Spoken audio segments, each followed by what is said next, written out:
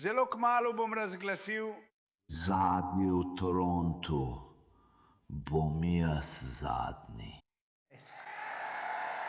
Iz Irana so danes zvečer poročali, da bi dogovor med njimi in Omanom o ponovnem odprtju Hormuške ožine lahko prepovedal vstop ameriškim, izraelskim in drugim tako imenovanim sovražnim plovilom v ožino. Ti dve državi sta se v zadnjih tednih pogajali o uporabi te vodne poti. Teheran pa vztraja, da ZDA niso vključene v pogovore, kar se zdi v nasprotju s trditvami predsednika Donalda Trumpa. Stolp stolpa, združenega vesolja. No, to je zagotovo izjava, ki bo verjetno razjezila Irance. Spomnimo se, da ožina Hormuz ni iransko ozemlje, ne pripada Omanu, ne pripada nikomur. To je mednarodna naravna vodna pot, ki naj bi bila odprta in prosto dostopna javnosti. Združene države je ne bi smele imeti v lasti. Iran je ne bi smel imeti v lasti.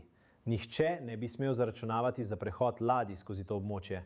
Ne zaščitnine, ne česarkoli drugega. Ampak mislim, da predsednik Trump s tem nakazuje, da ne bo dovolil situacije, v kateri bi Iran ali Oman dosegla dogovor, kjer bi si lastila to ožino. In tukaj mislim, da Trump jasno sporoča: ne, Združene države bodo vsaj zaščitnik Hormuške ožine. Združene države bodo tiste edina sila, ki bo zagotavljala svobodo plovbe za vse ladje skozi to ožino.